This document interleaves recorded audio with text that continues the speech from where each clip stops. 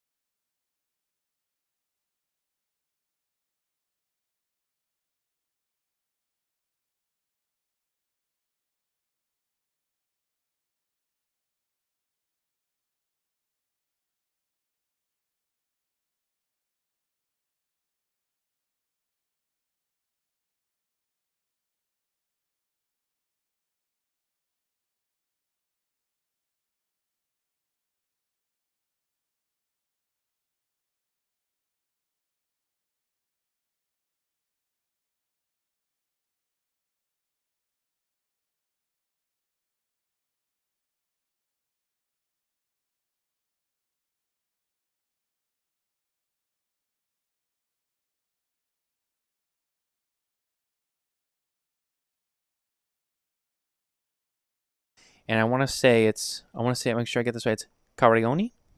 Did I get that right? That's it. Yeah. That's it. Carioni. Perfect. See, It's I do small. struggle with pronunciation sometimes, but when it's my own people, yeah, I can figure it out.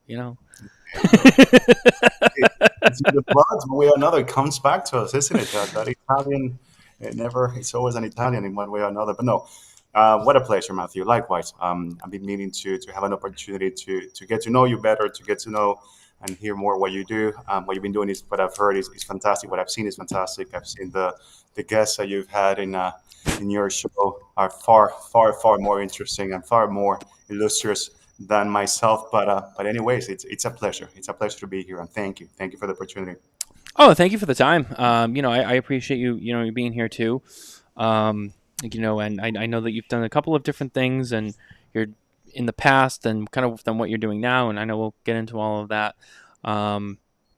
But before we get too heavy into it, we're going to talk about what we're smoking tonight, which is, as always, brought to you by the number 2 guyscigars.com. That's right, the number 2 guyscigars.com. Head over there today for an amazing selection of cigars and cigar accessories, both things you know and love, and maybe some that you haven't quite heard of yet. Order some cigars from 2guyscigars.com. Stuff you know, but also order some stuff you don't know. Discover something new, only at the number 2 guyscigars.com. Ricardo, what are you smoking with us tonight? Well, Matthew, I'm smoking something that was given to me in the land of the Olmec people, the land of the Aztec people. I was very fortunate, very privileged to have spent 10 days. I just got back here to Nicaragua, where I am now. I'm in my backyard. You can see a little bit of the palm trees and avocado trees and so on.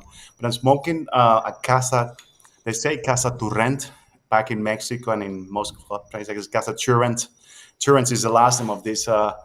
It is the most illustrious cigar family and tobacco family in Mexico, growing tobacco in the same place by the same family since 1880. And this is the Rosado. Rosado, I think, translates obviously as the pink. Mm-hmm. You can see Casa Turan. You can see Wow, there on beautiful the bands.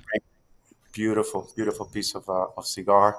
It's an interesting mix, because one of the things that have been arrived to Mexico and have heard a lot of it clearly, right, and particularly about their endemic and varietal, one of the most famous cigar wrappers, I would say, in the world, and also used for binders and fillers, but also because of the heritage that Mexico brings for the whole world, not only Latin America, but for the whole world, particularly the Turan family.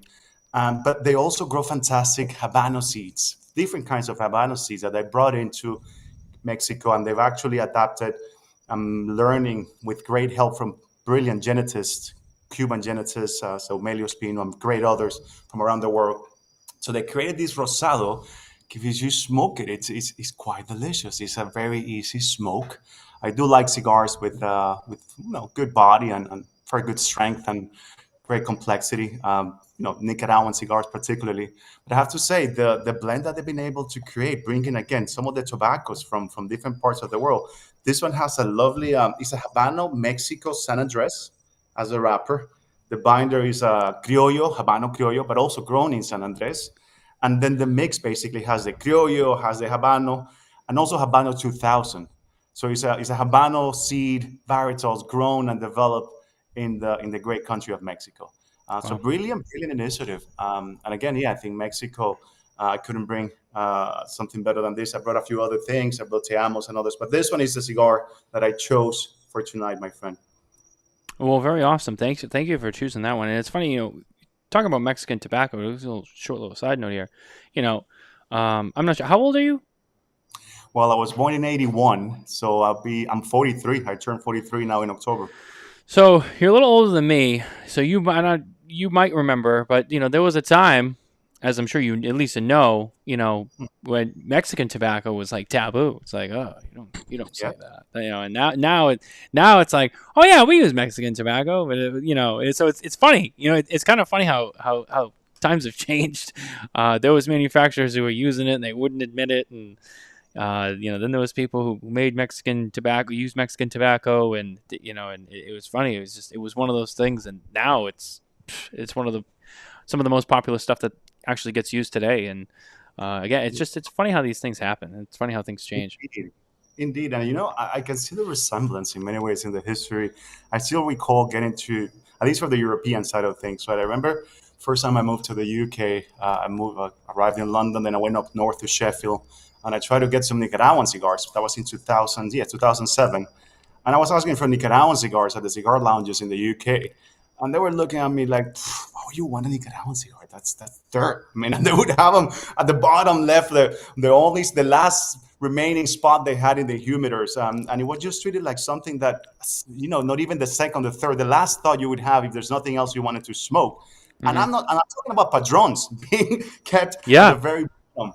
And I saw that evolution. And of course, by 2007, Nicaraguan cigars already had a name. It was beginning still, but already was fairly recognized, I would say, in the US. But they're wearing what they are today, by no stretch of the imagination. But the UK was even worse. And I have to say, having seen that evolution from 2007 to what it is today, where you would go anywhere and you no longer have to ask for only New World cigars, which has a terminology that came about to distinguish them between Cubans and non-Cubans, which is a worse term. I hate the word term non-Cuban. You Right. being called as on something just feels almost a bit of an insult in a way. But with Mexico, I feel the same. You're absolutely right. I mean, I was sitting down with Alberto Turrent, the patriarch of the family. He started working in the 60s. And of course, they were very famous with the Tiamos, which were fairly economical and basic cigars. They were, you get what you paid for, and they were mass produced and great, well received in the US for, certain type of consumers. But he was telling me the story where I think it may have been in 2000s. He was asked who his clients were. And the Turrents are very famous until today. They're the biggest growers, almost 500 acres here in Mexico, growing tobacco. So they sell a lot of tobacco to a lot of places and a lot of cigar makers and manufacturers from around the world. And one of them that was mentioned was clearly Padron. Hmm. And it kind of created a bit of an uproar. Like, what? How is it possible that such a great brand, which I love, love, love, love, and I have the greatest respect, was using something like Mexican Right. tobacco? Yeah. But it's only when you get a chance and you go see yourself, as I had the pleasure and the privilege to do, the processes, how they treat that soil, the conditions they have are very, very exceptional as well. It's a mix of Nicaragua in terms of all the volcanoes and lakes that they have and the great, great volcanic soil, but they also have beautiful cover of clouds that reminds you a bit of Ecuador in that sense. So what they're able to do is to grow sun-grown wrappers like very few countries can, and it's that sun-grown wrappers from San Andres original, from that area, that tobacco. They have the Negro San Andres, the Black San Andres, but also all the varietals have been able to grow. Sumatra, for instance, has become one of the biggest exports, as they had all the issues in Indonesia, and not many countries can grow Sumatra as they can. So absolutely. When I see now even Nicaraguan brands coming up with a Tuxtla, as in homage because of the tobaccos they're using from San Andres Tuxtla, and you see the San Andres, new brands are coming in. And the fact that there is a recognition of the name and the region, it's a beautiful thing to see. I think it's a recognition of pure quality, simple as that. And I'll dare say down the years, I wouldn't be my forecast if I was looking at what to predict. I could see becoming something more a lot bigger, and people feeling more and more comfortable and more proud to look after Mexican cigars, or at least cigars that have Mexican tobaccos in them. To me, it was a great discovery. I have to say, fairly recent, as I used to represent Casa back in the UK when I was an importer and distributor there, and that's how I got acquainted with them. But I have to say, I'm very, very, very impressed. So yeah, happy to see that it's not just what people think. You have to give things a try, right? I mean, having a biased opinion about a type of cigars or varietal origin, till you actually deep dive and try a lot of it, it's a bit unfair. You have to give it a try to have a proper opinion, I feel. Yeah, absolutely. Yeah, I couldn't have said it better myself. I mean, it's true. It's where just where the world is now, in the cigar industry. So many things have changed, and sometimes the more they change, the more they stay the same. But for now, they've come a long way, and a lot of things have changed. Um, for example, What are you smoking? Sorry to interrupt you, since you were was no. kind of ask me. I feel I need to ask you what is your cigar of choice for tonight, Matthew? Oh no, no worries. That's what we do here. We chat about it. I am smoking the new Umbagog Bronzeback from Dunbarton Tobacco and Trust, which is a Nice. teaser. I can't say more at the moment. It's a Okay. teaser, but on the Smokin Tobacco Show in 2025, it is going to be a big year for DTT. And that's all I'm Okay. going to say. If you are a fan of Dunbarton Tobacco and Trust, if you're a Steve Saka fan, you're going to want to make sure you don't miss this show. So that's all I'm going to say. That's all I'm going to say. Exciting More, stuff. more to come. More to come. But I'm just going to drop that there. But no, this is great. This is a great cigar. Once again, it's a new year. Well, it's the end of the year, I should say. But it's another new year and a bunch of new things from Steve. And once again, it is a great cigar that Steve has put out. I think that's part of being a perfectionist. I know I've talked to Steve, as many people have heard, his processes and the things he goes through to make a cigar, and it's definitely it reflects in the blends. It really does. I mean, he puts a lot of time into his blending process and making his cigars and getting them just right.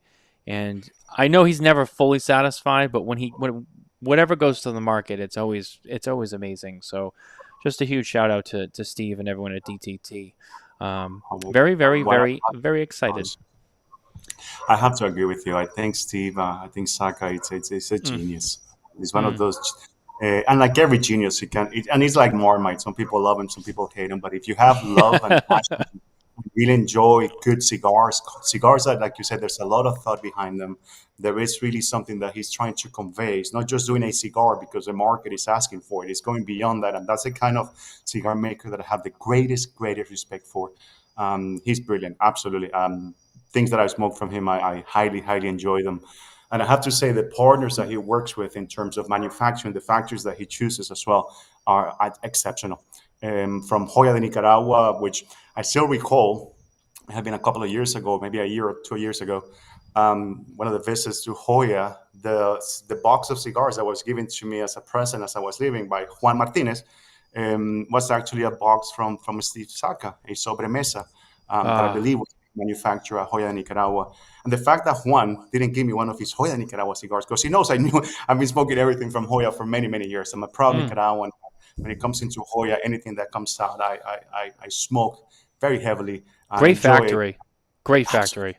So it's a school, it's a factory, it's a university of cigars, of Nicaragua. All many great people at different levels and different parts and different roles that they play in the industry, one way or another, would have very likely been part, to a certain extent, to Joya Nicaragua as a whole. And Steve is no exception to that. So no, excellent choice and exciting times. Look forward to hearing more what's going to happen coming next year. And congratulations again, Steve is Oh, brilliant. Brilliant, Thank you. brilliant, brilliant. Yeah, no, I mean, yeah, I'm excited to share. Steve and I are still working out the details, but yeah, it's going to be exciting. So that's my teaser for now. Our accessories once again are brought to you by ST Dupont. That's right. Shake up the legacy. This week I have with me the new Legrand, which now pings. It's a soft flame and a single jet torch lighter. Such a wonderful tool to have. And then of course I have with me the Line 2 collection in the two Line 2s from the Gradient collection, featuring the blue and then the black, red, and yellow. These lighters are just fantastic. They're beautiful. I mean, it's ST Dupont. You guys watch the show every week. You know how we feel about ST Dupont. I won't give you the full spiel this week. They speak for themselves. Nicely geared up.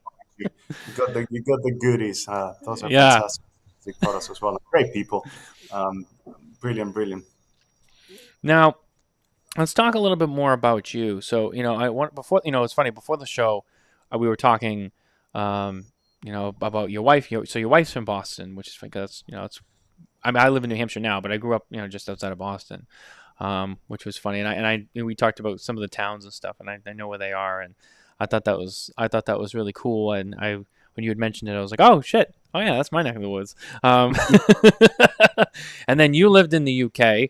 So my wife, who was born here, also at a younger age, moved to the UK with her mom, who was from Ireland originally. And so she grew up actually in the East Midlands, which I assume you know where that is, up in northern England. Maybe you've never been there, but it's I know it's pretty far north of London, so pretty out there for England, and that's where my wife lived until she was around 18, I want to say. And then she came back here. And what I was going to say to you before we started the show was funny. We were kind of talking about like accents and how you had said that it seemed like your wife's accent, her Boston accent, has kind of like faded away a little bit. And Indeed.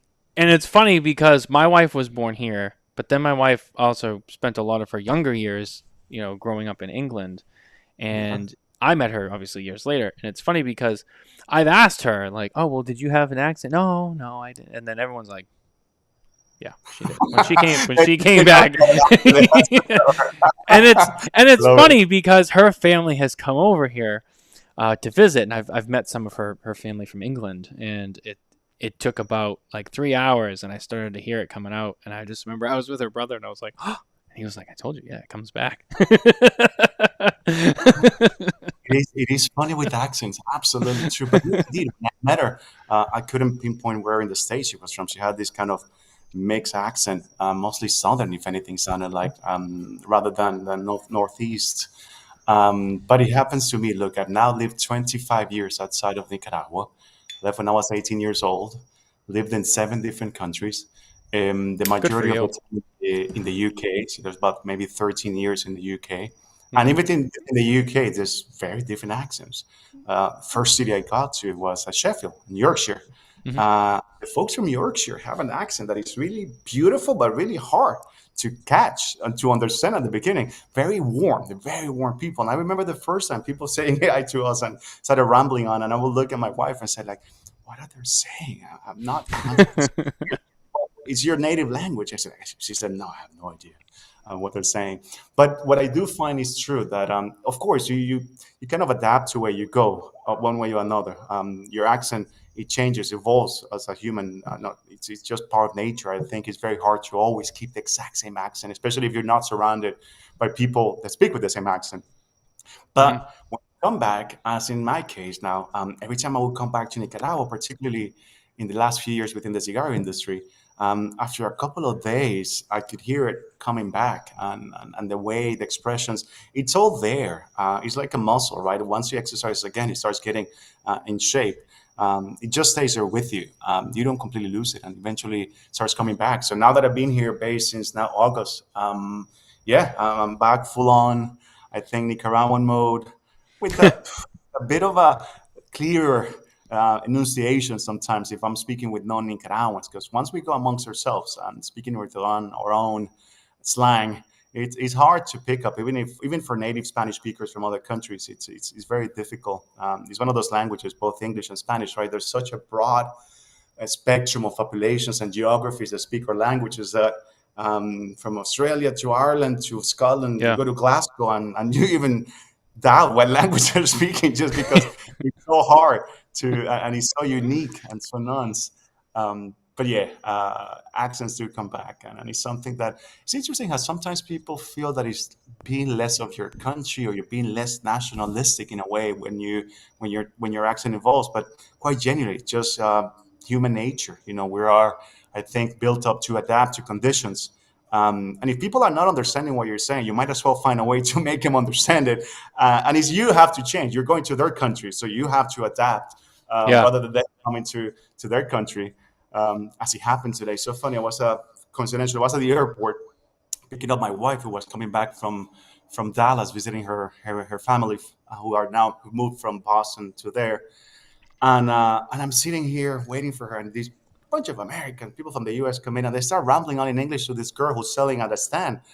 And the girl doesn't speak a word of English. Clearly, I mean, the native, the national language of Nicaragua, particularly the Pacific coast, is not English. But there was an expectation that she had to speak English. I felt bad, and I'm thinking, come on, guys, at least try. Try to say dos cervezas. But I get it. English is spoken everywhere, and that's one of the reasons, perhaps, for my wife herself. I mean, learning other languages has been quite of a challenge. I think, especially people from New England, I don't know, but it's a fact that everywhere you go, more likely than not, people will speak some English. So it's easier to get away, not having to learn the local languages in most places around the world, I suppose. Can your wife speak Spanish or enough Spanish to get by? It's funny because when she's around me, she gets a bit shy. But she does. She can understand pretty much almost everything, except when people start rambling on at a million words per second. Yeah. But she does listen a lot, and if I leave her on her own, she gets things done. She doesn't need me. She doesn't need an interpreter, and she figures it out. So she's learned. I wouldn't say she's completely fluent, but and we've been married now for almost 19 years.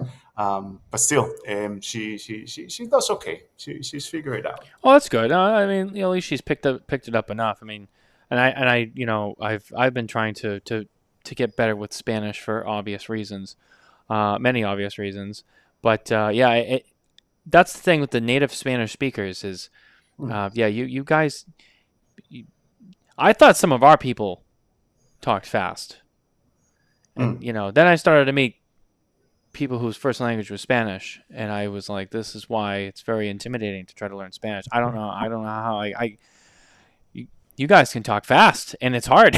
It's hard to learn the language. It's like, wait, hold on, what did you say? Try to understand.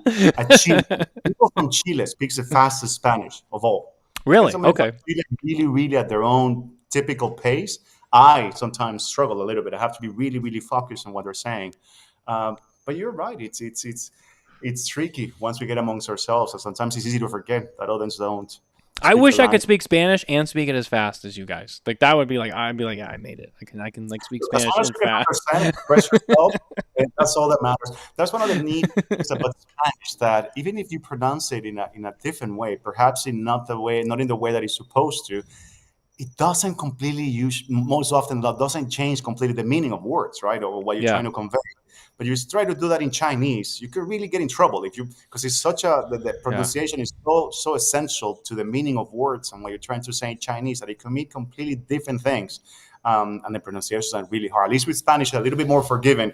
Let's say if you were to say tobacco, great. But if you say tabaco, people will get it, and people will be patient and more often than not be okay with it.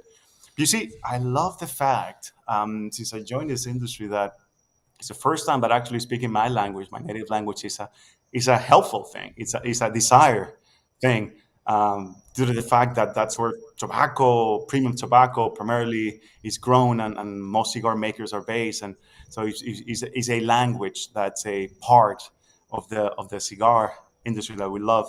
But trust me, it's rewarding and beautiful to be in an industry where your language is appreciated, and the terminology that we use for many terms, even while speaking in English or in the U.S. or in England, you still have to come back to some of those words, and you have that moment when people would go Maduro, I'm like, yeah, ripe.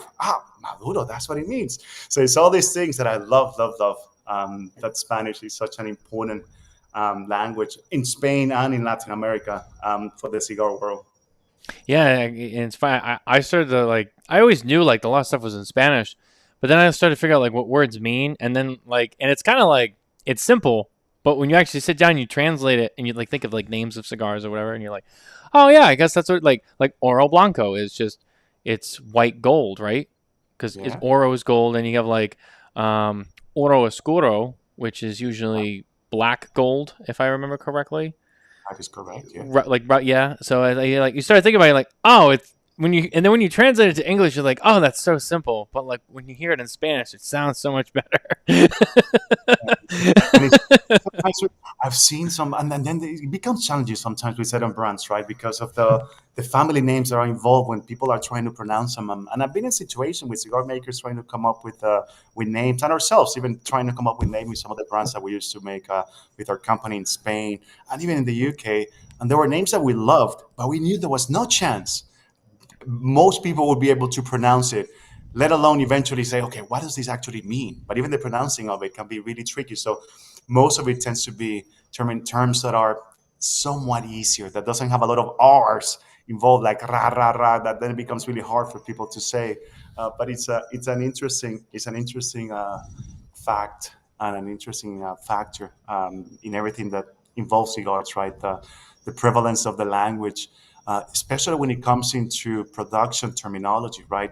The terms that we use from pilon to the gavija to the manos to the cujes, all these terms that are being used during curing and fermenting and the bonchera.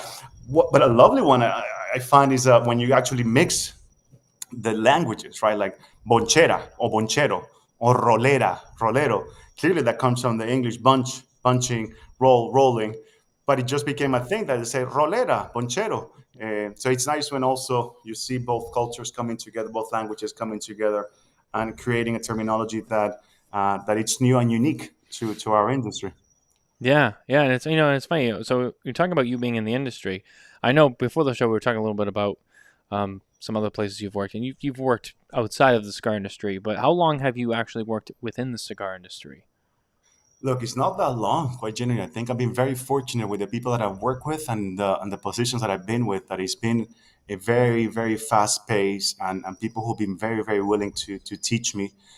I'll say I was started part time in the industry, sort of like on my second year as a diplomat in the UK. And it's when I founded a cigar club together with the folks from Tour Imports, who I eventually joined in. I started working full time with them in 2021. So really full time is about 3.5 years. Oh wow, Um, okay. Prior to that, I was heavily involved again as a diplomat, as an embassy at the embassy of Nicaragua to the UK, to Ireland and Iceland. And I still recall, in fact, the very first task project that I had and research that I had to do to present when I accepted the invitation to join the diplomatic body of the Foreign Office. I was in Singapore, and in 2016, I had to do research on Nicaraguan tobacco. And whilst I had been smoking since my 20s, I never looked at it from that point of view, right? From the point of view of what's happening as an industry. What impact does it have to society? What impact does it have to the GDP? All the different things that are involved in tobacco, and then the brands and the history and the heritage and the prestige that has acquired throughout the years. And to me, was an incredible moment when I realized what had happened since I left my country in '99 to 2016. What had happened to Nicaragua with the cigar industry? It sort of went by while still smoking. I never really paid that much attention to it. If you're not really into cigars, it's easy to miss what's happening. So yeah, no, my fortune was that I mean, say from 2018, I started getting involved part time with a club of diplomats that I founded, and then by doing lots of events. So we made the point of supporting pretty much every event that involves cigars, particularly Nicaraguan cigars, but also other ones from Central America and from other parts of the world, including Mexico. I will attend and we will support. We'll bring other diplomats, friends to come in. And it was something that in the UK was highly appreciated when you had the ambassadors and other people from the diplomatic sector coming in and supporting at great venues, at the embassies and so on. So yeah, I would say it's from 2018 to 2021 part time, and then from 2021, it was funny because that year I had finished my five year cycle basically in the UK, and the next stage was coming in, and the next role that I was going to take on was as ambassador of Nicaragua to Belgium in Brussels. Oh, And, really? and it was a position. I mean, London and Brussels are great locations for diplomats. Washington, of course, and New York for other reasons as well, for the UN and so on. And but by then I was really deep into this, and you know how it is. I think everyone who's not part of it in one way or another, we all had that moment when all of a sudden we're deep in it, we're in love with it, and you feel so passionate and so fortunate that you can actually, put your passion into a business. That was I was preparing myself mentally, right, to move with the family. And I recall again my wife saying, Ricardo, you look the happiest when you're, talking about cigars or smoking cigars or, sharing with people your passion and love for cigars, particularly when it involves your own country and so on. And I was very fortunate that Scott Vines, Scottish man, my first and most important mentor, I would say, the owner of Tor Imports, the leading importer and distributor of cigars in the UK, said to me, "Hey, Ricardo, look, if you don't want to leave, maybe you want to stay. I'm happy to make you a proposal that very unlikely you want to refuse." And that's how he offered me to become CEO of Tor Imports.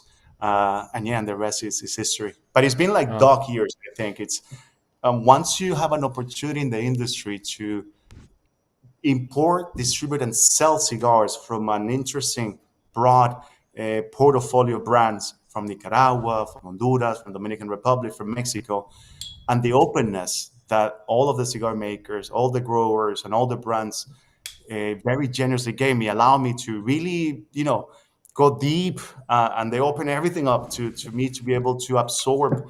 And that had been, and still today, is what I'm doing. I'm learning, absorbing like a sponge. Every puff, it's a thing. So yes, that's has been the short, but I would say quite intense, personally speaking, journey in the cigar industry. well, it's funny. A lot of people, you hear these stories, or you hear people talk about life or whatever. People have like careers for so long, and then all of a sudden, halfway through their life, they change and they get into something else, or people are just they kind of bounce around from thing to thing to thing, and then they find that one thing, and then at like 40, and they're like, what, this is actually what I want to do, and then that's the thing that they spend the rest of their life doing, and it's never really over. You never have to be committed to one thing for the rest of your life. I mean, things change, people change. Sometimes that's just when you were destined to find your passion, or you weren't ready for it, or you just didn't find it yet. But then once you do, and and that's that moment you were talking about. You're like, what, this is how I want to spend my life, and it sounds to me like that's kind of like where you're at now. And I'll be honest with you, I thought you had been involved in the industry a little bit longer, but well, that's awesome, and things seem to be continuously moving for you. And I knew you were involved with Tour Imports before, and now I know your latest thing is the Cigar Academy, which is kind of what you've spent most of your time doing lately, which is very interesting. And I'll let you speak on that, and kind of what was the moment when you kind of was like, what, I want to go this way with it, and stick within the industry, but that was the direction that you wanted to go. For sure, and thank you for this opportunity. But yeah, no, indeed, I think it's one of those things, as you said. I mean, there's a moment when you find the right key and it hits you in the right way, and it resonates, and you realize how it fulfills you, not only in a professional manner, which at the end of the day we all need to bring the bread to the house, right, and earn a living. But if you when you find such a level of passion and connection with something or an industry, an idea, whatever it might be, it's just really, really, really powerful. And it brings to memory something that is being written, and I think it's been published, but I've heard it directly from his lips. Don Eladio Diaz from the Dominican Republic, Yep. that Yep. a former master blender and creating fantastic cigars at his factory. and we're talking, and I said, wow, you've been now in the industry 60 something years, Eladio. It's incredible how long you worked for in this industry. And he looks at me and with this beautiful Dominican accent, like, Ricardo, I haven't worked a day in my life. I haven't worked a day in my life because I wake up in the morning and I do exactly what I love to do every day. And it will be an injustice to call this a job, a work. This is just me being fortunate. God bless that I've been able to do what I do, dedicate my time to what I love. So, in that sense, yes, I think it might be at 40 years old, it might be at 20, it might be at whatever age. It doesn't matter. I think once you find it, and that was exactly what happened to me. I found the industry that um, coming from prior industries such as diplomacy and technology, which can be very much in a bubble, but in a bubble that's a little bit detached to, in many ways, to the real world in the sense of the soil, the land, the things that make us more human. You're in diplomatic conversations, you're in government affairs, or if you're in technology, you can really go somewhere where the land and the ecosystem just becomes, and even connection with humans sometimes can become more sterile and almost more artificial. With cigars, it brought me down to earth, really deeply, in a way that you wake up and you feel part of something bigger than yourself. Not getting too spiritual or religious here, but it's quite genuinely. I think it's a connection that you can feel with the plant and a product that is exceptional. It's very very special. And I did indeed. I recall the day where first when the whole idea came about, and then when it actually I took the decision to move forward with this and dedicate my time to this and put energy and efforts and jump the ship from who I was working just before I went full time with the creating the Cigar Academy. I was with the guys in Spain with Jacinta, La Casa del Tabaco. Again, they're the leading importers in Spain. I was their CEO for about a year. But it was during that time when I knew already where I wanted to go. But yeah, going back in time, let's go back to probably around 2018, 17, no, 18, I would say.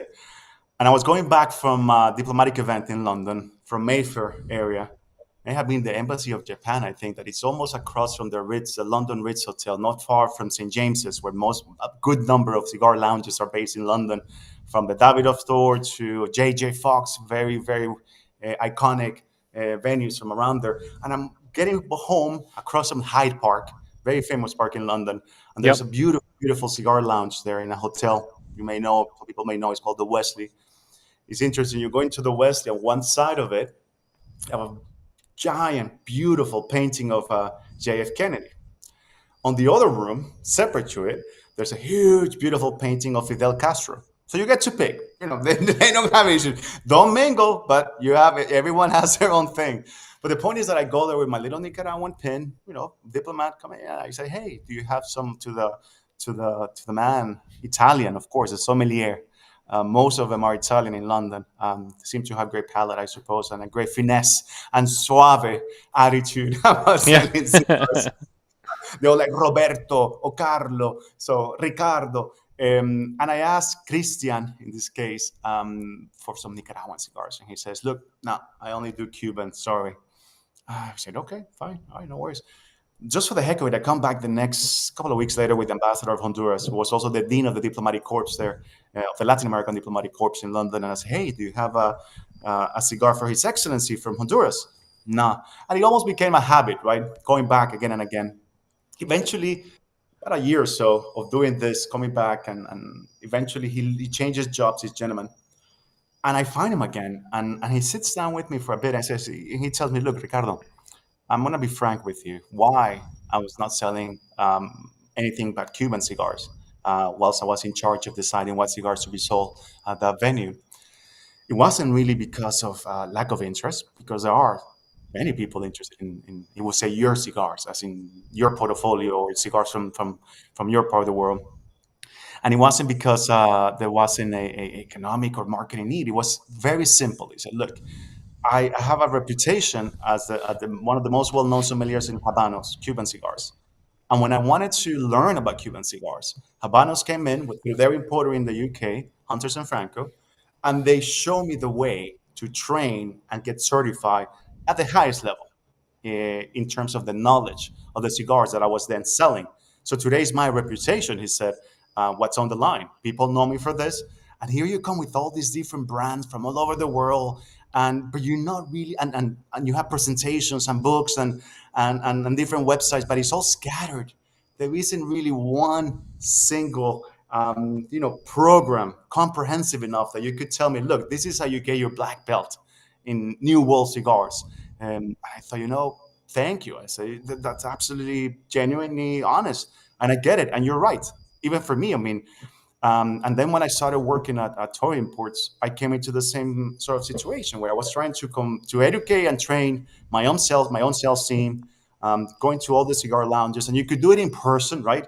And you could talk about the cigar and the origin and talk the romance and the heritage, and people would love it. We had a great book, the tour book with all the different brands that we represented and imported, and 2 pages or so per brand, but it will tell you the history and so on. But it wasn't really enough, I felt, as I found myself doing the same thing again and again. I remember the last year in London, in the UK, we must have done at least 100 events across the country. And for a country like England, I mean, and the UK, we're including Scotland, Northern Ireland, and Wales, and so on, fairly small compared to the US, but still, it's a good number of brands, of events for a company that's relatively small, again, compared to companies in the US. And that's where I saw the need, saw the necessity, at a direct level as a business, or running a business, also as someone from the country. And that's where I thought, okay, we need to come up with a way of scaling the transmission of education of what these cigars are. That was the first moment. And then around 2020, I would say, I met my co-founder, Thomas Grison. Thomas Grison, he's the export manager for Oliva cigars for most markets internationally. They have different divisions amongst their team, but for the Right. past almost 18 years, he's been in the industry. And we both found ourselves in the exact same situation. I was developing at that stage some kind of program that would allow me to be a little bit more efficient into this. But that was for my clients, retailers in the UK, and for my team and their teams. In his case, he was sort of in the same situation, finding himself repeating the same, going all over the world, preaching and evangelizing people on the Oliva cigars. So he was creating a program, and he trained. He showed me the program. He did a session with my team there, and when I really looked at each other, I said, like, hey, look, there must be a better way, that you're having to come all the way here every single time somebody new comes to the team. And rotation is very high in our industry, so it becomes a very time-consuming exercise. Our sales team was investing a huge amount of time in training teams, which again is essential. But my hope was that they will be able to spend more time in the actual selling process to an extent, and really being able to have sales initiatives and marketing ideas and supporting the businesses, selling through them, not just letting them do their own thing. And that's where we joined efforts. And you know what? Let's do something. Okay, so let's create something here. Second part of the academy concept came about. In addition to being the first one was clearly education, scalable, comprehensive. Part of that, and before moving to the second point, we thought, okay, we need to do this for real. We thought, I mean, you've been asking people, I've been asking all cigar makers to help me understand this, and I've been sitting down and taking notes. So we embarked on a mission, essentially, with all of our notes, going back again to many factories in Nicaragua, Dominican, Honduras, and so on. And basically, imagine me going to the guy or the lady, in head of the fermentation for a factory, take for instance Hoya, and sitting down, I ask the question: look, if you were going to hire me, and you need to explain to me the fermentation process. Here I am taking notes. I'm very dumb, very hard to get things. Explain to me, from A to Z. How does this work? What are you doing here? And I did the same with all the different steps and all the different processes, from the concept creation stage for a master blender to the genetist creating the right seeds, to people planting it, to people then transplanting it, harvesting it, curing it, and all the different processes till it gets to the point where it's actually boxed and shipped. But even beyond that, when it gets into the hands of the retailer, how they sell that product, and how the consumer, how the cigar lover is going through the process of trying to identify the right cigar, and then the pairings and the blendings and everything that has to do, including accessories, the cutters, the lighters, which we also had in our portfolio. So I asked the questions to people from different companies as well, cutters and so on. So then we had the content, right? So then we had okay, so this is the stuff that we need to share with people. And then the idea came to do this in a way that hadn't been done before, but actually Habanos had done something similar. When people got that certification from Habanos, it was on behalf of 26 Habanos brands. All the brands, for them, it's easier. They're a monopoly. One guy's Right. decision applies for all 26 of them. So fantastic, or 26 or so brands that they have. We don't have that. We didn't have that till now in the cigar world, where you would have a training program that is actually endorsed by and certified on behalf of a good number, or as much as possible, of cigar makers or brands from around the world. And we thought of coming from the diplomatic sector in a way, like a UN type thing, like a group of, and that's where the idea of creating a membership organization, where the members of the Cigar Academy, the only members allowed in the Cigar Academy from day one till today, we launched it in March, and we'll get to it in Vegas, but only members are cigar makers or brands. So in this case, could be a producer, could someone has a factory and it has different brands, could be a brand owner, could be a grower that also creates brands. So it has to be a cigar maker in the wider term possible.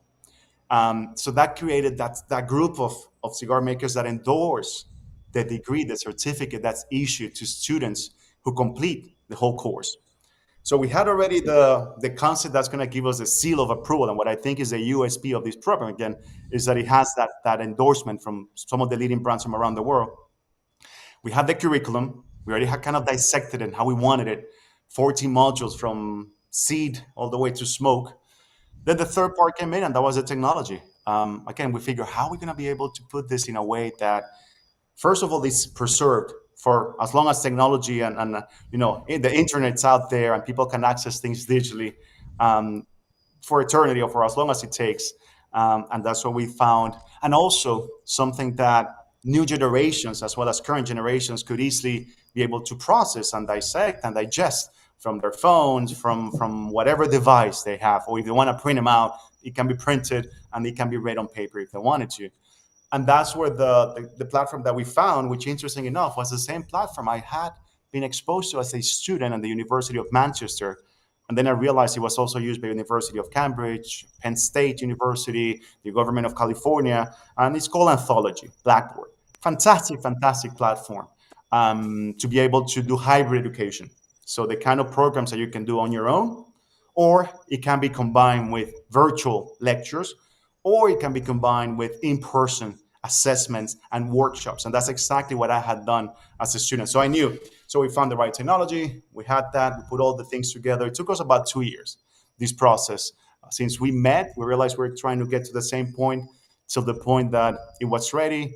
When we had an opportunity to have plenty of people from the industry to do the whole user experience exercises before it went live. We did a lot of changes.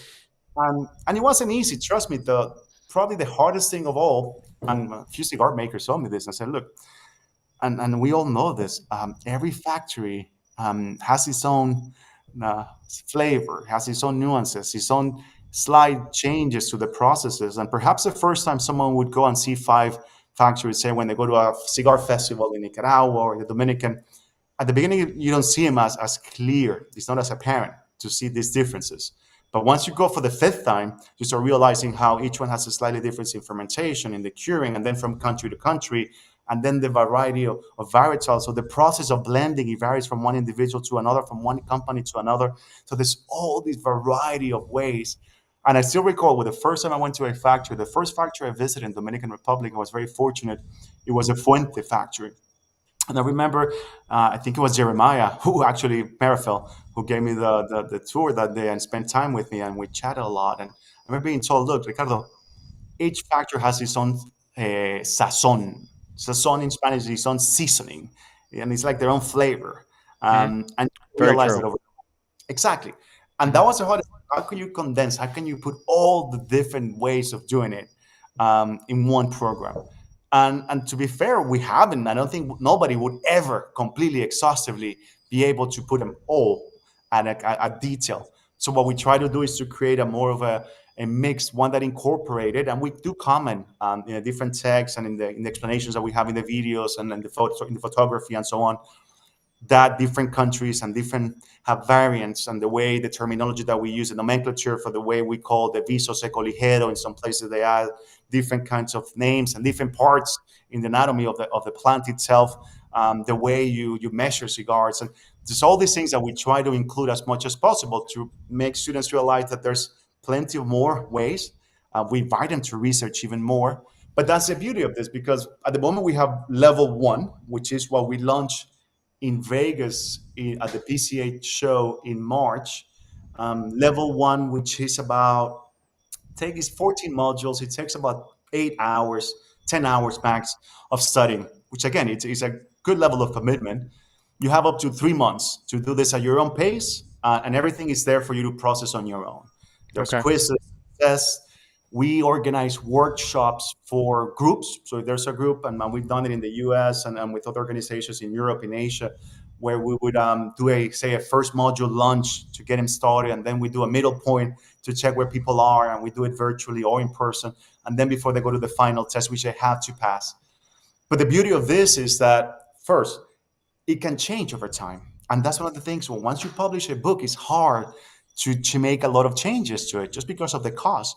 With technology, I've had calls from cigar makers that say, hey, Ricardo, the way you're describing here, the curing, actually, here we do it slightly different. Perhaps you want to consider adding something else to it. And within minutes, that's live. Simple as that. And then the beauty of it is, as we're planning to launch 2 other levels, this is in line to what you would find, for instance, in the whiskey and spirits and wine world with the WSET, which is probably the most well-known, say, accreditation in wines and spirits. There's 4 levels, I think, in their case. Levels 2 and 3 will continuously and in incrementals, in growing depth of different and more explanation about every process, considering, again, what people told me was going to be the hardest thing, to condense everything, all these different varieties, all these different ways of doing things into one program. But yes, that's the first step at telling you a little bit how we came up with this, and some of the challenges that we had, and what we consider the uniqueness, right? And the opportunity that we saw. We saw a gap in the market, quite generally. I think there are brilliant and well-developed and very solid education programs around the world. I have to say that Tobacconist University is one of those that I have the book, I've read it several times, and I think what they've done is brilliant. But at the same time, there were certain things that I was looking forward as a business owner to be able to do in a more wider scale. Well, it's funny. And over Not to interrupt, but No, no, it's funny you bring that up, because I remember someone had asked kind of like what was the difference between Cigar Academy and the Tobacconist University, which is very similar. It's an educational program. I know that their program is a little bit different. I know they have like a retailer program, there's like a consumer program, there's like a master sommelier program. They kind of have it in different like categories of what exactly the focus is, and versus yours, I feel like is a little bit more of, and correct me if I'm wrong, kind of like all of it lumped into one. It's kind of like all of the different aspects, kind of but it's one full course. If I understand it right. Yeah, no, I mean it's somewhat like that. I think we looked at what had been done, and there's an organization called IIACS, the International Cigar Sommeliers Association, very focused on the sommelier aspect of it. We focus only 95% on the process, on the language of cigar making. And at this stage, much less into the sommelier, into the final presentation of cigar side of it. We did include, because people ask us, hey, you need to do more about the sales process. And we did include an extra module on the selling process. But I think at this stage where we are, because we're just a startup, we had to focus who was going to be our primary segment, right? Who is our client? Who are we targeting here? Mm-hmm. And we made the conscious decision not to go for everything at once. We figured that in order to do it properly and learning the way and adapt quickly, and because this came from a need from the industry, we focus on the trade, and that's retail, hospitality, anyone in the industry. This is created for them, essentially. But we haven't closed the door for any aficionados, anyone who may be, and again, not just retailers and hospitality. I'm talking also about the media. We created partnership with several media outlets. We've done it with trade shows.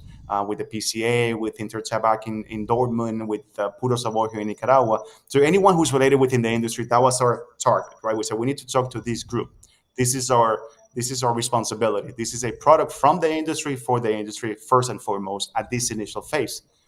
Down the line, and again, anyone can join in. The beauty of it is if you're aficionado and you want to go for it, we don't close the door. The doors are open. In the future, and one of the things we've done, for instance, now we recently launched a shorter version. Instead of the 10-hour, 14-module version, we created a 1-hour Cigars 101, essentially, that works as a very basic foundation before someone would want to do the full level one. But from what I saw out there, and again, being inspired by the great work in education that has been done in the wine world and the whiskey and spirits world, I think that WSET got it right, in my view, in the way that they created a module that is simple. There's not that many names. It's 1, 2, 3, 4, and you get to that accreditation, you take your test, and you're level 1, or you're level 2, and you're level 3, and eventually becomes an employability element to it. But down the line, I think as well, there will be more differentiations. Again, one particular perhaps just for cigar aficionados. We may do one specifically for specific parts of the business. For instance, duty free is a very different animal, selling cigars in a duty free in an airport than selling a retail. Eventually, we've had people with such a level of interest in particular processes that we can see down the line creating specific process modules that people can be more specialized. We had conversations, one of our partners, and that's part of the academy. So we have our members, but we have partners. One of our biggest partners and more important partners is Boveda, or Boveda, but we call it Boveda. So Boveda, for instance, it's in their interest too as well, and we've had conversations to develop a Boveda Cigar Academy.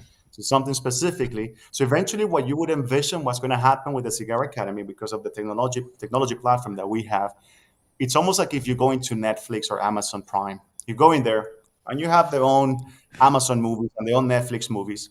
Then you also have movies from Hollywood, from Italy, from Spain. So eventually we'll come to the Cigar Academy universe and you will have as a consumer, trade or aficionado, the number of modules and courses certified by the cigar makers or the specific partners or brands that will allow you to either start with a specific brand, with a specific area of the process, or start with the whole and then little by little specialize.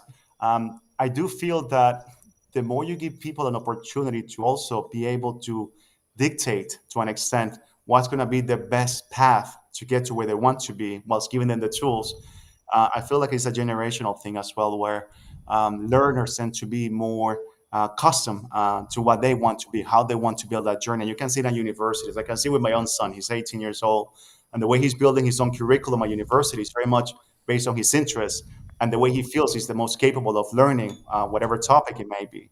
So in that sense, yes, we did inspire ourselves in Tobacconist University. There is some retail to it, but at this stage, we need to keep it simple. Simple, and again, there's only 2 courses available right now. Boveda will come soon, and we'll have then specific brand ones that are going to live within the ecosystem of the Cigar Academy as well. Well, very interesting. I mean, it's funny. It's funny to hear you talk about how you kind of thought of all these different elements to it. And, you mentioned Boveda, which is, at first you think, oh, that's random, it's Boveda, but then the more you think about it, it's like, well, there's going to be more, pieces like that where, different aspects and different point of views, and it's going to be a kind of a collection that grows over time. Like you were saying, you have a lot more pieces of it come together, and there'll be a lot more content, information, things to learn. There's plenty of people, there's plenty of people out there who would love to just submerge themselves in this for weeks, months, even, just learning so many different things. I think especially today's day and age, information being so accessible and so easily accessible, it's a great time to do it. Even a few years ago, before the pandemic, the cigar industry kind of had a reputation of still being a little, old school. There wasn't a lot of, new technology and digital and a lot of these shows and stuff like that. It really wasn't as big. That whole situation kind of, forced everyone to kind of adapt and learn new things. And I think a lot of in terms of the cigar industry, I think a lot of good things came out of it for the industry. And now you're seeing programs like Cigar Academy and plenty of other things. But I'll use that obviously as an example. Consumers nowadays, when I talk to retailers, Yeah. manufacturers too, but retailers I think engage with them the most. When you talk to retailers now, they'll tell you the average consumer who walks into the store now is a hell of a lot more informed and educated than they were 5 years ago. And there's reasons for that, and programs like yours are just another reason why as time goes on, you build the Cigar Academy, and obviously more and more people are using it and going through that. Another 5 years from now, it's going to be even bigger. And I think that it's good too, because I think, in my opinion, not only is it great to educate and inform existing consumers, existing cigar aficionados, but I think that it also could be a great way to attract new smokers as well. Because now you have the average consumer who's like, went from buying their cigars and smoking them casually and just doing their thing, and it wasn't really like a exciting thing, to now you got more and more people who not only they smoke cigars, but they're really into it. They know a lot more about it. And now it's more of a topic of conversation. And now those people are telling their friends about all this other information, where those people get intrigued. And it's kind of like just this wildfire effect. And especially where cigars used to be, in all honesty, it kind of was like the old man club, for the longest time. Yeah. That was kind of the stereotype of the cigar smoker. It was, that was what your grandfather did. It's not the case anymore. There's a lot more of the younger generations, such as me and even yourself. I mean, you're not, you're not that old, really. There's a lot of younger people who are, and even younger than us. I mean, you got young, early 20, people who are getting into it now. And I see a lot of them at 21, 22, 23-year-olds who are like really into cigars. There was a time where that was not a thing. And that demographic and that group of people, is the exact kind of group that's going to spread it amongst their friends and people they know. And I think, it's again, it kind of, to sum it up, this is not just a great educational tool, but I think it'll help expand the smoker base because you're informing more people, and it gives those people more to talk about and get more excited about. So I think that executed right, it could be a big deal. Well, I'm really, really thrilled and grateful that you understood it, and that's absolutely right. I think I've seen hands-on that evolution, even in a period of time that I've been in the industry. But just before COVID and after COVID, the events, for instance, that I was doing in the UK, or to a lesser extent in Spain, because it's more limited what you can do there because of the regulation. Sure. But I recall at the beginning was actually kind of easy to do these events, because you would go in, pairing, talk about the cigar, very basic, high-level conversation, and everybody was happy, right? And you were right. The majority were white men. Let's put it as it is, at least in the UK. White men, old white men. And then with time, I remember being corrected in a couple of events, or at least being asked questions that it actually took me back and said, ooh, hold on. That's actually a very, very technical question. Let me actually look into it a bit more closely. I don't want to give you the wrong information. So two things come into play here, for sure. I think that change in there's a generational change, right? And these younger people coming in, and I can see it in my own son. It's, again, the interest that younger generations have in the artisanal aspect of products and the level of information that's out there that they go and they look for, and the product decision making they go through to get to what they want to actually consume. And I could see kids in their early, very, very early 20s, well dressed in their suits in London, because it's a very fancy space, right? People like to dress for the occasion. And they would rather, spend those £50 that it would cost them to have a couple of 2 or 3 great whiskey sampling of great quality whiskey, for instance, and 2 great cigars, rather than spending those £50 in the pub and just, dunking pint after pint after pint, which is probably what I would be at their ages. I was going to the cheapest place I could find alcohol and just getting completely smashed. Now there's an interest to actually enjoy more craft products understanding the origin, understanding the processes, understanding who's behind the product. I see it with coffee, with chocolate. You see it with any product that involves whiskey, wines, and so on, that involves that craft. These younger generation are more curious.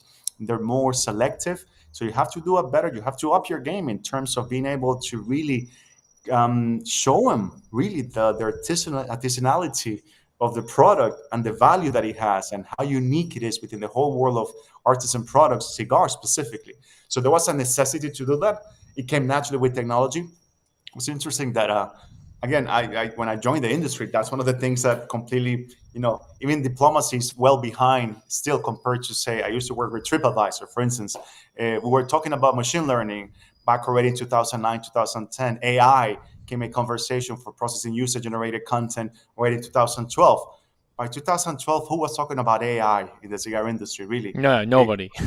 That was the reality of a day-to-day in many other industries. So when I come into it, I figure, hold on, there's a lot of stuff that I was doing that perhaps we can help in a way. So the Cigar Academy as a technological space that uses the best technology available to be able to consume in a way that it makes sense for the current generations and future ones, it was just a must. And one of the reasons behind it, and perhaps it does get a bit more personal here, but the first career I studied was cultural anthropology.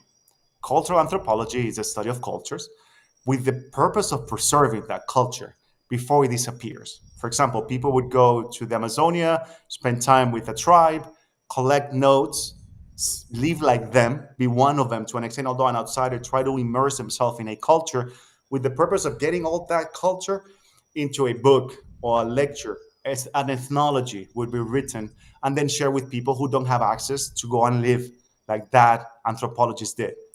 So in a way, it's almost like what they did at the Great Library of Alexandria in Egypt when they got all the books of all the philosophers and they put them in one place for all people to go and study them if they wanted to.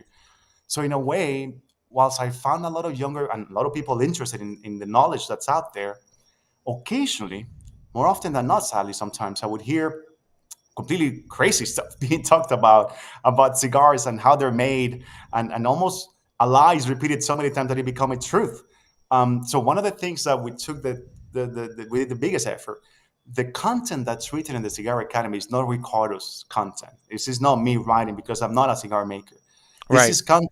I did my own ethnology in that way. I went to the cigar makers and they helped us co-write.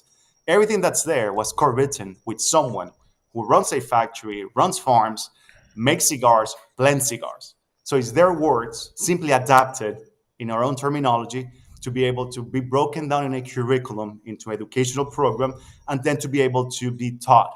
But it's not really, that's essentially what it is. So the purpose was, how do we avoid misinformation? How do we avoid confusion? How do we avoid something that if people want to know the way that most cigar makers who endorse this program will refer to or try to train or teach people about a specific process of the language of cigar making, there is a place and it's available and it's online and it's affordable. And that was actually a bigger purpose. If you want to put it in terms of what I remember sitting down with Thomas, my co-founder, at some point and say, hey, Thomas, look, you've been selling cigars for 18 years now. I've been importing and selling for 3 years at that stage or so, 2.5 years. And we thought, what's going to be our heritage? What do we leave behind us? Bunch The of cigars legacy. sold. Yeah, exactly. That's the term I was looking for. What's the legacy? Yeah. And as a Nicaraguan, I felt it very close to my heart. And Thomas, his family were cigar makers in Belgium, the Grisson family. They were manufacturers of machine-made cigars, which again, machine-made Sure. cigars, it's misconception thinking that they're trash. Quite the opposite. The fact that they're not handmade, but the quality of the tobaccos that they use on many brands is exceptional as well. So they do deserve some attention. But it's that legacy to us was at least they create a repository of knowledge for people to be able to see it. If we make money out of this, great. If we don't, that's okay. You know what? That's fine. We can always have, like in the case of Thomas, he still works for Oliva whilst he's building this. I might work for another cigar or some other business at some point if I need to, but it's not something that the primary purpose of the Cigar Academy wasn't to be, quite frankly, perhaps we're naive in that sense, say a money-making machine. I still recall the beginning having conversations with very smart people, business people who had startups and they became big companies. And they were telling us, hey guys, look, you need to think as the same amount of time you're putting into the product creation, into the making of these product that you're doing. You need to think of the marketing and the business plan. Same amount of time. I'll be like, yeah, of course, we'll do that. And we didn't because if we were so into the actual curriculum and the content creation, that was the most important thing to us to get it right. Because we knew for people to agree to be a member of it, it reflects on them. So a cigar maker needs to feel comfortable that every word that's there is correct. And that there's Absolutely. not, and that was to us the biggest commitment. And again, that's the biggest thing for us is create something that safeguards the and what you will see in level two. And this is something I'm very excited about because I've been very fortunate. I'm sure you have as well, and many other people to go and sit down with some of those real masters of the industry. Yep. And I will tell you a short story about the word master. Um, but before I do, what I wanted to say is that in level two, there will be a good number of recorded conversations and lectures with the masters of the industry, where you would have people like perhaps Don Pepín Garcia, Manolo Quesada, Ernestito Pérez Carrillo, and many others talking about specific topics in their own words, not on it completely, no additions, no edits, no censorship, just in their own words. For then students, aficionados, people from the trade can go and consume directly that knowledge from them. And that's something that's going to come soon. But that excites me because I think that's as genuine as we can get. But the word master, and this is something that perhaps in our academy we have in Excel, and there's many things that we're changing, we're iterating, and we're changing, we're improving. We've only been live since March. But some people were asking me, hey, Ricardo, look, I'm about to graduate, I'm about to finish, get certified. So what am I going to put on my signature? What am I called? Am I called now a Cigar Academy sommelier? Am I a master of cigars? For instance, in Habanos, they eventually become master of Habanos. And we toyed with those different terms. And I was at some point very much being almost pushed towards the master term, right? And I sat down with this gentleman in Nicaragua. I'll tell you, and you eventually, I'm sure you're gonna guess, but he's a Cuban man. And I tell him this and the struggle that I had in to come up with a term that students, once they graduate, once they get certified, they can use as a way of employability and showing off to an extent their skill and the time they dedicated to this, as they do with Habanos around the world, not in the US, but in everywhere else in the world. Right. And he tells me, Ricardo, look, he said, I have two number one cigar aficionados, number ones already. I have about, I will calculate at least 2,000 blends. I sell about 30 million cigars or so a year. I'm thinking, and he tells me, am I a master? And I look at him and say, well, I think so. I mean, wow, who has like that Yeah. much accomplishment and he's not a master? And he looks at me and he says, no, I do not consider myself a master. I think my daddy said he's a master.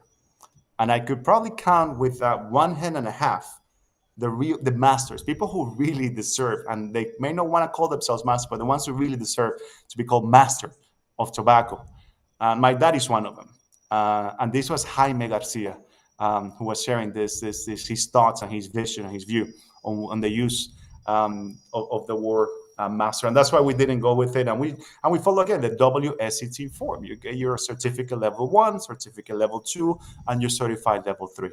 Just to be humble. And what I've heard from many people in the industry, the real people behind it, growing that great tobaccos and making great cigars, is that tobacco teaches you every day, every leaf, every moment, every harvest. And anyone who says, I know everything and I've learned everything and now I'm a master and calls himself a master, it's someone you may want to doubt. Perhaps he's either he has a great self-esteem and great for him or her, but the reality is you never stop learning. You'll be fooled.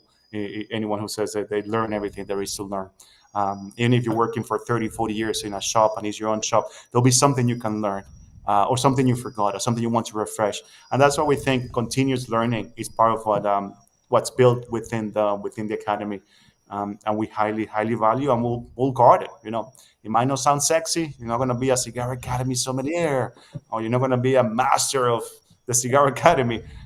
I'm okay with that. We know the value of the content that was co-written by the people that run factories and farms. Well, Ricardo, thank you for explaining all that. I mean, that was quite a lot of information, but it was really nice to hear you actually break it down and explain, not only what Cigar Academy is, but what makes it special. Yeah. And I think you guys are onto something there, and I'm really excited to see how it develops over time and how it continues to grow. We are getting towards the end of the show. Before we wrap up, I want to hit our news segment before I come back and wrap up. So not to pivot too quickly on you, but just trying to keep the timing in play here. Our news is once again brought to you by Micallef Cigars. If you head over to micallefcigars.com today, check out the new color series. That's right, the black, the blue, and now the red. Fantastic cigars. Some of the best stuff that they've made, in my opinion, only from Micallef Cigars.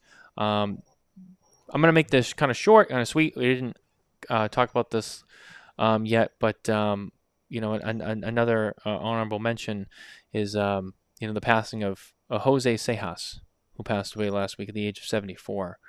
Many may have known him for his long tenure as the former head of the Tabacalera de Garcia and founding of the company Matilde Cigar Company, and he has died at the age of 74. Another legend of the industry. And Ricardo, I'm not sure if you got to meet him or speak with him or engage with him. I didn't. I never got to meet him. I mean, I heard of him and read about him and seen stuff about him, and I was very familiar with who he was, but I wasn't fortunate enough to get to meet him. But he definitely one of those people who was what some might call a titan of the industry. He's been around a long time and he worked with a lot of well-known blends in his day. And it's sad. It's sad to see, but you know what?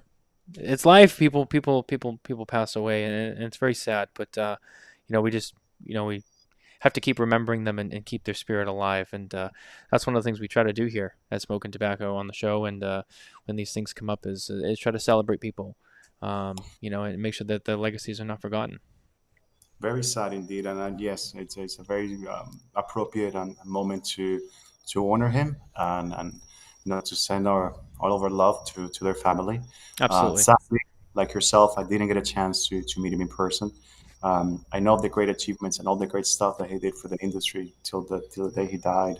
I was fortunate to have actually a nice conversation with his son, with Enrique, back in March, I believe it was, in Santo Domingo, in the Dominican Republic. There was a big event.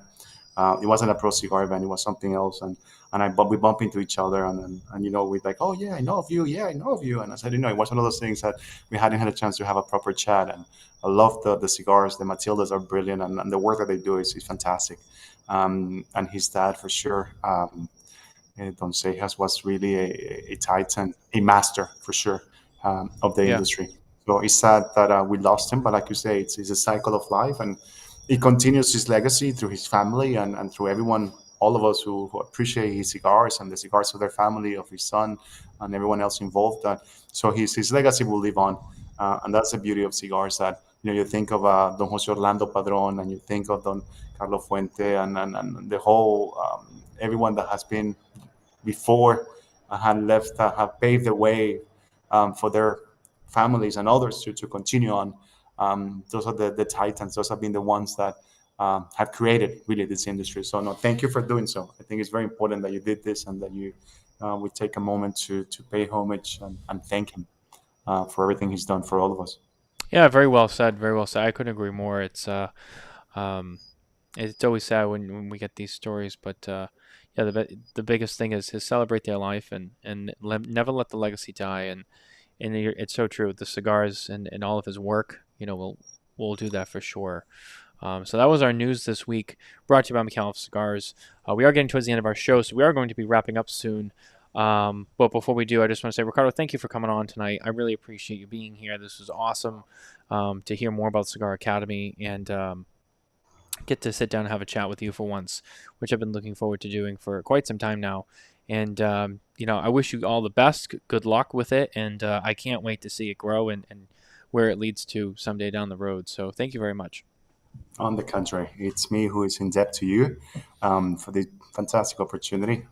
Really, really enjoyed it. Had a laugh, and you kindly allowed me to share a little bit about the Academy. Hopefully, people will be curious to come and give it a shot, give it a try. We still have a free trial available if people want to check it out at thecigaracademy.com. I want to invite you, and I want to invite your your followers and people who enjoy and take advantage of everything that you inform within the industry. So first of all, I'll create if you allow me, a license for you to deep dive into the Cigar Academy. Oh, thank Um, you. Thank you. Experience itself. So obviously at no cost. So that's something is the least I can do as a thank you for giving me this, this great opportunity. And moreover, if you would like and you find it helpful, again, anyone who follows your shows and everything that you write around and your publications, will be happy to give you a 25% discount code to be used for anyone that is within the smoking tobacco world that's interested in and wants to sign up as a special deal coupon. I'm going to create those for you. I'll send them over, and you can share in whichever way you think it's best for people to take advantage of this opportunity. And look forward to hopefully seeing you in person. Not sure if you're going to be in New Orleans, perhaps. Is that Oh, yes, we'll be there. fantastic? So we'll see each other there. Hopefully by then you would have had a glance at the program, and I would love your criticism. I don't want you to tell me everything is great. I want you to tell me, hey, Ricardo, look, you need to improve this, you need to improve that. And I would love to, if you have a chance by then, to take a quick peek at least into the program and hear your thoughts and perhaps some of your followers, again, take advantage of this opportunity. But once again, Matthew, thank you. Thank you very much. I admire the work that you do. I wish there were more like you, people that, dedicate their times. And I know how hard it is to live financially out of this industry. It's a struggle for everyone, but we love this so much that perhaps if people think we're crazy for doing this, but at the same time, there's plenty of people out there who appreciate the effort, and I can tell you I'm one of those who appreciate the work that you and your wife and everyone within the group does. So congratulations! Please keep the great work. We all need it. Keep sharing news. Keep sharing the what's happening in our industry. I look forward to seeing you in Vegas. I'm coming to Washington to DC for the PCA annual event, and stay tuned for an international policy summit that we're going to be co-hosting with them. So I'm going to be bringing a few. It's going to be a virtual summit, this one in particular, but they're going to be some interesting cigar rock stars, if you want to call them that way. Oh, interesting. Will be sharing their thoughts into the international and U.S. state of affairs and outlook for the cigar world. So again, thank you very much for this. I sincerely appreciate it. Thank you so much. Oh, likewise. Thank you very much, and thank you for the kind words. I appreciate it. It's nice to hear. I'm just just a humble media guy, but thank you. I appreciate the kind words, and that's going to do it for our show this week, guys. Ricardo, thank you for being here.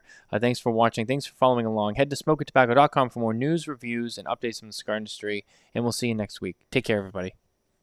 Take care.